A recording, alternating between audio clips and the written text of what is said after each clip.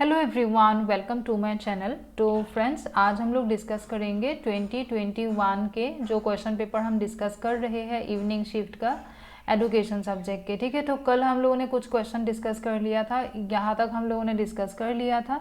आज हम remaining questions discuss कर लेते हैं। चलिए, ओके।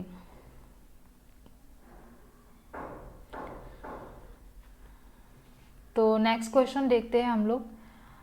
ये है कि यहाँ पे पूछा गया कि attention, perception, language, thought, memory, learning, ये सब किसका पार्ट है। तो देखो, अटेंशन ध्यान देना, कुछ परसीव करना, है ना, ध्यान देना, कुछ परसीव करना, फिर लैंग्वेज, थॉट, मेमोरी, ये सब कुछ क्या होता है, ब्रेन से रिलेटेड होता है ना। तो ब्रेन से रिलेटेड होगा तो क्या होगा, ये सब कुछ कॉग्निटिव प्रोसेस में आएगा। ठीक है, नेक्स्ट हम देखते हैं।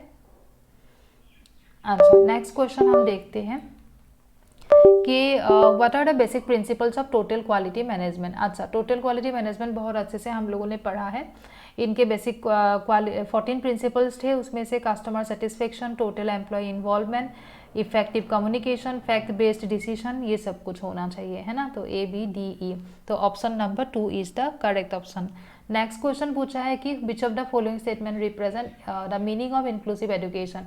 तो हमें बहुत अच्छे से पता है इंक्लूसिव एजुकेशन वो होता है जिसमें नॉर्मल बच्चों के साथ साथ स्पेशल नीड वाले बच्चे भी एक साथ पढ़ते हैं, है ना। नेक्स्ट पूछा है कि एक्सपेरिमेंटल रिसर्च स्टडी के अकॉर्डिंग कौन कौन सा स्टेटमेंट करेक्ट है। तो हमें ये पता है कि एक्सपेरिमेंटल रिसर्च में कॉज एंड इफेक्ट रिलेशनशिप को देखा जाता है, इंडिपेंडेंट वेरिएबल के इफेक्ट को देखा जाता है डिपेंडेंट वेरिएबल के ऊपर, है ना। ये सब कुछ था। तो अभी आप लोगों को मैं ये बता दूं कि ट्रीटमेंट वेरिएबल जो है वो इंडिपेंडेंट वेरिएबल को ही बोला जाता है, एंड आउटकम वेरिएबल जो है ये डिपेंडेंट वेरिएबल को ही बोला जाता है। ठीक है, तो हम ये जानते हैं कि मैनिपुलेशन इंडिपेंडेंट वेरिएबल में होते हैं, लेकिन यहाँ पे बोला गया मैनिपुलेशन डिपेंडेंट वेरिएबल, तो ये रॉन्ग है। और जो रिजल्ट है मैनिपुलेशन जो इंडिपेंडेंट वेरिएबल में करते हैं उनका रिजल्ट हम डिपेंडेंट वेरिएबल में देखते हैं, यहाँ पे उल्टा लिखा गया, तो डी भी रॉन्ग है। A एंड D स्टेटमेंट को हटाना पड़ेगा, तो हटाने से हम लोगों का आंसर आ जाता है। ठीक है, नेक्स्ट क्वेश्चन देखते हैं। इनमें से कौन कौन सा असिंक्रोनस लर्निंग में आते हैं। तो गूगल मीट एंड वेबएक्स ये दोनों सिंक्रोनस है, तो असिंक्रोनस हो जाएगा मूडल एंड कैनवास, है ना। नेक्स्ट हम देखते हैं कि which of the following are key components of care. अच्छा, नेल नोडिंग ने जो केयरेटिक मॉडल दिया है उनके 4 कंपोनेंट्स हम लोगों ने पढ़ा था, उनमें से modelling, dialogue, practice and confirmation, ये 4 कंपोनेंट्स थे। ठीक है, नेक्स्ट हम देखते हैं which criteria can be follow to जाज इफेक्टिव। इंक्लूसिव एजुकेशन इफेक्टिव हुआ है कि नहीं, वो कैसे जाज किया जा सकता है।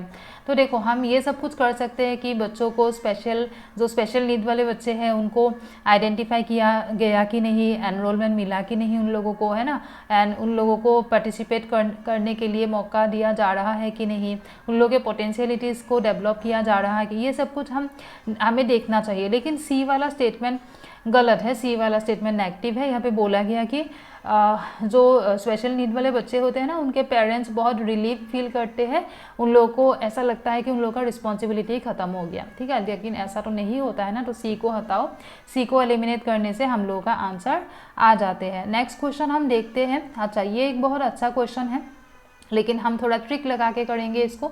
इसमें बोला गया कि आपके पास कुछ स्कोर्स है, ठीक है, तो कुछ स्कोर हम ले लेते हैं, जैसे कि मानो 2 ले लिया, 6 ले लिया, 10 ले लिया, 13, कुछ नंबर्स ऐसे ही ले लेते हैं हम लोग। ठीक है, ऐसे ले लेते हैं। इसमें बोला गया कि जो आपका सबसे लोवेस्ट वाला स्कोर है, हम लोग के यहाँ के अकॉर्डिंग 2 है, ठीक है, तो उनको इंक्रीज करो, उनका वैल्यू बढ़ाओ बाय अ स्मॉल क्वांटिटी, एक छोटा सा क्वांटिटी उसमें बढ़ा दो।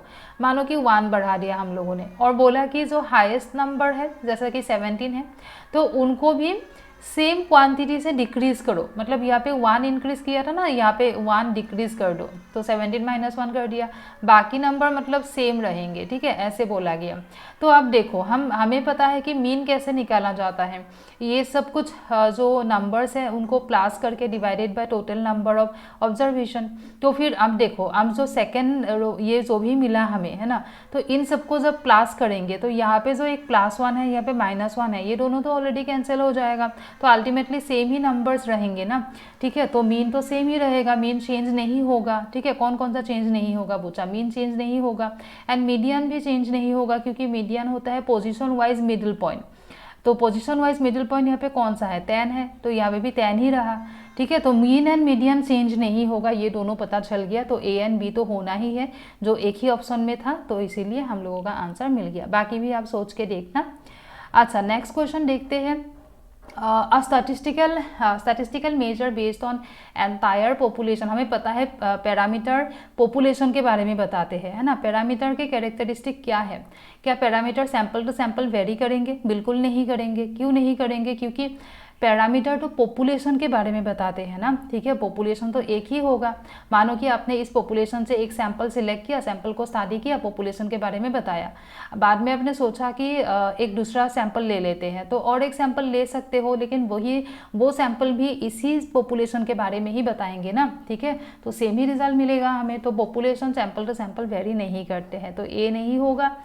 और उसके बाद यहाँ पे बोला गया कि पैरामीटर जो होता है वो चेंज होता है with the size of population, लेकिन नहीं होगा। क्यों नहीं होगा, क्योंकि हम तो पॉपुलेशन वैसे भी स्टडी नहीं करेंगे, तो पॉपुलेशन का साइज चेंज होना ना होना ये मैटर नहीं करेंगे, ठीक है। हम सैंपल ही स्टडी करेंगे, सैंपल के बेसिस पे पॉपुलेशन के बारे में बता देंगे। तो फिर डी भी नहीं होगा, तो डी को भी हटाओ, तो आपका आंसर आ गया। नेक्स्ट हम देखते हैं कि before gathering data for his research. अच्छा, एक रिसर्चर है, वो अपने रिसर्च के लिए डाटा इकट्ठा करेंगे, है ना, लेकिन उससे पहले उनके माइंड में क्या क्या क्वेश्चन आएगा।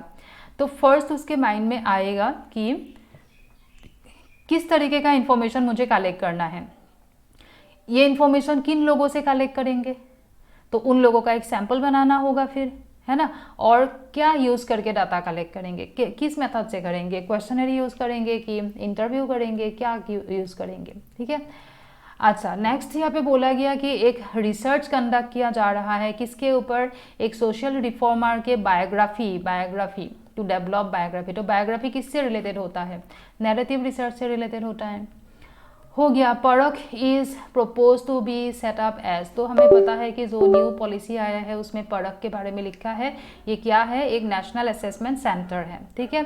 तो नेक्स्ट क्वेश्चन देखते हैं कि ये कौन सा प्रोसेस है जिसमें इंडिविजुअल को हर तरीके का हेल्प किया जाता है, एजुकेशन, वोकेशनल, साइकोलॉजिकल पोटेंशियलिटीज़ को वो अचीव कर पाए, ठीक है, एंड अल्टीमेटली पर्सनल हैप्पीनेस उनको मिले। तो हैप्पीनेस हमें कब मिलता है, जब हम लोगों के जो भी प्रॉब्लम है वो अगर सॉल्व हो गया है ना, हो जाते हैं, तब हमें हैप्पीनेस फील होती है। मतलब यहाँ पे ये बोला गया कि यहाँ पे इंडिविजुअल को हेल्प भी किया जा रहा है उनके पोटेंशियलिटीज़ को समझने में, जिसको बोला जाता है गाइडेंस, एंड प्रॉब्लम सॉल्विंग में भी उनको हेल्प किया जा रहा है, तो जो है काउंसलिंग। तो ये गाइडेंस एंड काउंसलिंग दोनों में आएगा, ठीक है। तो ये कौन सा वेरिएबल है जो कि आउटकम मतलब डिपेंडेंट वेरिएबल पे इफेक्ट डालते हैं और ये कंट्रोल भी नहीं किया जा सकता। तो हमें पता है कि कंफाउंडिंग वेरिएबल एक ऐसा वेरिएबल है जिसको हम कंट्रोल नहीं कर सकते, लेकिन वो डिपेंडेंट वेरिएबल पे इफेक्ट डालते हैं। सोशियोलॉजिकल इमेजिनेशन का कंसेप्ट दिया है राइट मिल्स ने, ठीक है। नेक्स्ट देखते हैं कि अगर किसी पॉलिसी मेकर को पॉलिसी बनाना होगा, रैशनल चॉइस थ्योरी यूज़ करके वो कैसे बनाएंगे। अच्छा, ये जस्ट आपको कंफ्यूज करने के लिए दिया है। रैशनल चॉइस थ्योरी का मीनिंग क्या है, इस थ्योरी का ये मानना है कि हम जो भी करते हैं रैशनली करते हैं, लॉजिकली करते हैं, सोच समझ के करते हैं, है ना। तो यही पूछा गया है कि पॉलिसी मेकर जब भी पॉलिसी बनाएंगे तो क्या लॉजिक यूज़ करेंगे, मतलब ठीक है, क्या देखेंगे। तो पहले क्या देखना होगा, पहले हमें ये पता है कि हम पॉलिसी कब लाया जाता है, जब नीड होता है तब पॉलिसी लाया जाएगा, ऐसे ही तो नहीं लाएंगे ना। तो पहले नीड है या नहीं वो जानने के लिए जो एग्जिस्टिंग सोसाइटी है उनको ऑब्जर्व किया जाएगा, ठीक है, स्टडी किया जाएगा। जब हम सोसाइटी को देखेंगे ना तो बहुत सारे नीड हम लोग देखेंगे फिर कि हाँ एजुकेशन के से रिलेटेड भी तो पॉलिसी लाया जा सकता है, डिफरेंट फील्ड से रिलेटेड पॉलिसी तो लाया जा सकता है। इस तरीके से डिफरेंट ऑल्टरनेटिव्स हम देखेंगे, लेकिन एक टाइम में तो एक ही पॉलिसी लाया जा सकता है ना। तो इसीलिए हम क्या करेंगे, तो हर एक पॉलिसी ऑप्शन जो है ना, तो हर एक ऑप्शन में हम कॉस्ट बेनिफिट एनालिसिस करके देख लेंगे कि किस टाइप का पॉलिसी लाने से सबसे ज़्यादा बेनिफिशियल होगा, ठीक है। तो कॉस्ट एंड कंसिक्वेंसेस को देख लेंगे एंड उसके बाद उसके हिसाब से बेस्ट ऑल्टरनेटिव को सिलेक्ट किया जाता है। नेक्स्ट हम देखते हैं कि यहाँ पे पूछा गया, क्या पूछा है, अच्छा एक मिनट, ओके ये सेम ही क्वेश्चन है। हाँ, ये एक मैचिंग टाइप का क्वेश्चन है, तो ये सब कुछ हम लोगों ने बहुत अच्छे से पढ़ा है, ये तीनों तो हम लोगों ने पढ़ा है। गोल्फ्री मॉडल जो कि किसने दिया था, गोल्फ्री मॉडल स्क्रीवन ने दिया है। 4 लेवल किस में था, क्रिकपैट्रिक में था। काउंटिनेंस मॉडल स्टेक का था, है ना। तो देखो ये हम लोगों ने नहीं पढ़ा था, तो एग्जाम में ऐसा होगा ही, एक दो जो अननोन सा हो सकता है, लेकिन यहाँ पे तो ये तीनों मैचिंग हो जाने से आपका आंसर आ ही जाते हैं। तो वैसे भी बाकी जो मैंने पहले भी बोला है, अभी बोलूँगी कि एक दो क्वेश्चन तो ऐसा आता ही है जो कि हम लोगों ने नहीं सुना होगा, नहीं देखा होगा, ठीक है, तो उसको लेके डरना नहीं है।